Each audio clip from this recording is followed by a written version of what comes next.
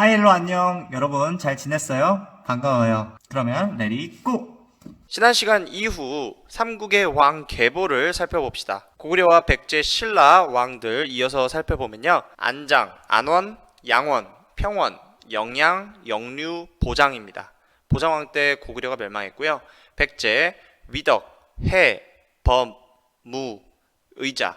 의자왕 때 백제가 멸망했습니다. 다음으로 신라는요. 진평, 선덕여왕, 진덕여왕, 무열, 문무, 5세기 중국의 상황에 대해서도 우리가 좀 살펴봐야 됩니다. 예전에 선생님이 중국은 화북 지역과 강남 지역으로 나뉜다고 했습니다. 그래서 각각 화북 지역에는 북조, 강남 지역에는 남조, 그래서 북쪽의 왕조, 남쪽의 왕조 이렇게 구분해서 배웠었습니다. 그래서 북조에서는 북위가 화북 지역을 통일했고요. 남조에서는 송나라에 이어서 제나라가 등장했었다. 하지만 화북 지역을 통일했던 북위는요. 이후에 서위와 동위로 분열되게 되고요. 남조에서 제나라가 멸망하고 양나라가 등장했습니다.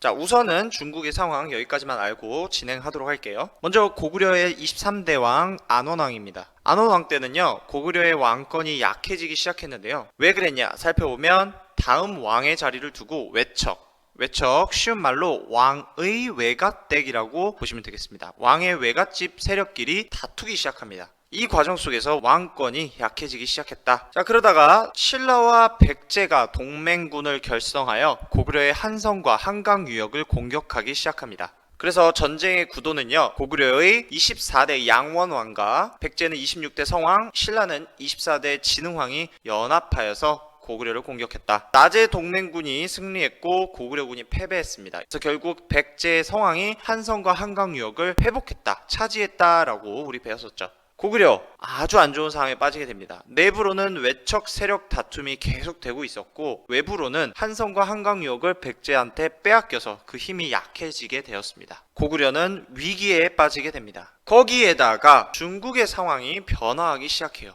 어떻게 변화했냐? 중국의 북조, 북위가 서위와 동위로 분열했는데 서위가 이후 북주로 변화하게 되고 동위가 이후 북제로 변화하게 됩니다. 근데 여기서 빨간색인 북제가 고구려를 압박하기 시작해요. 거기다가 북방에 있던 돌궐 세력이 고구려를 공격하는 상황까지 이릅니다.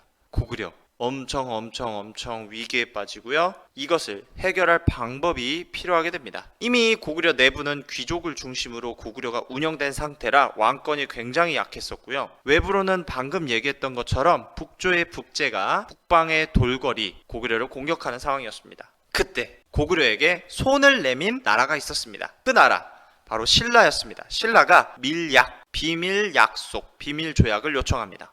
뭐라 했냐? 고구려야, 우리 신라가 너네들 안 건들 테니까 우리가 하는 거 모른 척 좀 해줄래? 고구려 입장에서는 너무 땡큐지, 너무 고마웠습니다. 그래서 신라와의 밀약을 승인해서 남부 국경선을 안전하게 만듭니다. 그래서 고구려는 북부 국경선, 북제의 공격, 돌궐의 공격을 막는 데에만 집중하기로 마음먹어요. 그래서 결국 돌궐의 공격을 방어해내게 됩니다. 자, 방금 전 신라가 고구려와 밀약을 맺었습니다. 그에 따라 신라는 고구려와의 전쟁을 피할 수 있게 되었습니다. 그래서 무엇을 했냐? 백제를 배신하여서 나제 동맹을 파괴하고 한강 유역의 백제군을 공격합니다. 결국 신라 24대 진흥왕은요, 백제의 한성 한강 유역을 빼앗습니다. 이에 백제 26대 성왕 굉장히 분노했죠. 그래서 복수를 위해서 백제 대가야 연합군을 결성합니다. 이 연합군은 신라의 관산성을 공격했는데 신라로 들어가는 입구라고 했죠. 관산성이. 이 관산성 전투에서 백제의 성왕이 사망하게 되면서 백제와 대연합군은 철수하게 됩니다. 신라, 백제를 멸망시키지 못할지언정 가야연맹, 너네는 우리가 멸망시키겠노라. 그래서 진흥왕이 대가야를 공격해서 562년에 대가야 및 가야연맹을 멸망시킵니다.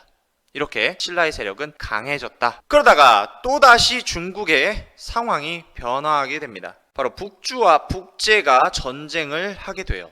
결과는 어떻게 됐냐? 북주가 승리하게 되면서 북제가 멸망하게 됩니다. 그래서 북주가 화북 지역을 다시 한번 통일하게 되었다. 이후 북주는 수나라로 이름을 변경하게 되고요. 수는 남조의 진을 공격해서 결국 진까지 멸망을 시켜 중국을 대통일을 이루게 됩니다. 589년에 수가 중국을 통일했다. 설상가상으로 북방 지역에 있던 돌궐이 서돌궐과 동돌궐로 분열하게 됩니다.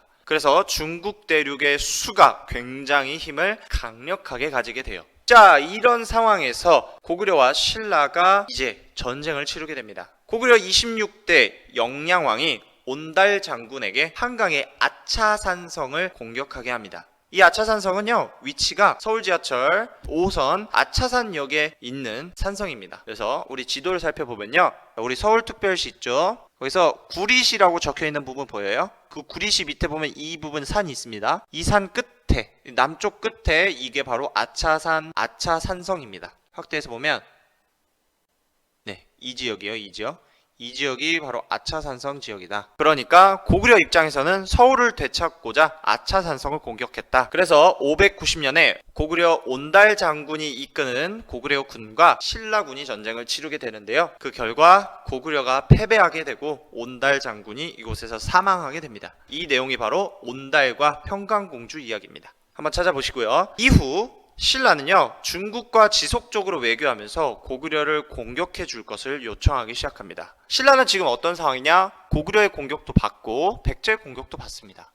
백제의 공격이야 성왕을 죽였기 때문에 받는 거고요. 고구려의 공격을 받는 것은 한성과 한강 유역을 빼앗았기 때문에 신라가 고구려의 공격을 받는 거라고 이해하시면 될 것 같아요. 그러다가 중국의 수가 드디어 고구려를 견제하기 시작합니다. 왜? 바로 돌궐 세력과 고구려가 연합하면 우리는 어떻게 하지? 라는 걱정에 빠지기 때문이에요. 그래서 중국의 문제라는 것은 문이라는 이름의 황제라고 여러분들이 이해하시면 됩니다. 그러니까 황제의 이름이에요.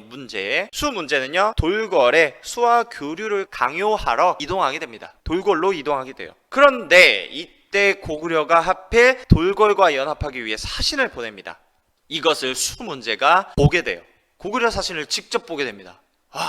내 걱정이 현실이었구나. 갑분싸 되게 됩니다. 갑자기 분위기가 쌓여져요. 뭐냐? 고구려 사신이 여길 왜 온 것이냐? 그래서 고구려와 수의 대결 분위기가 엄청 심해지게 된다. 이 사건 이후 중국 수의 고구려에 대한 견제, 위협이 굉장히 커지게 됩니다. 고구려는 어쩔 수 없이 이 위기를 타파하기 위해서 요서, 랴오시 지역을 먼저 선제 공격하게 됩니다. 당연히 수 문제 입장에서는 고구려를 공격할 명분이 생기죠. 598년 수 문제가 고구려를 공격하게 됩니다. 하지만 자연재해로 인해서 제대로 공격하지도 못하고 철수하게 됩니다. 이후 수 문제를 이어서 수양제가 황제로 즉위하게 됩니다. 수양제는 612년에 고구려를 공격하게 되는데 이때 데리고 온 병사가 약 100만 명 병사였습니다. 그래서 1차 공격을 100만 명으로 시작했다. 고구려군이 요동성에서 강력하게 수군에 저항합니다. 그래서 수군은 더 이상 나아가지 못하고 요동성에 멈추게 되자 수양제는 결정하게 됩니다. 우중문 장군에게 30만 명을 따로 주어서 고구려 수도 평양성을 직접 공격하라는 명령을 내려요. 그래서 우중문이 30만 명의 병사를 이끌고 평양성을 공격하러 떠납니다. 결국에는 평양성 근처까지 도착하게 되는데요. 이때 고구려의 을지문덕 장군이 수군을 공격하게 됩니다. 이에 따라 수군은요, 살수라는 강을 건너려고 시도합니다. 수나라 군대가 듣기로는 살수라는 강은 굉장히 넓고 깊다 했습니다. 그런데 막상 도착해 보니까 강의 깊이가 얕다.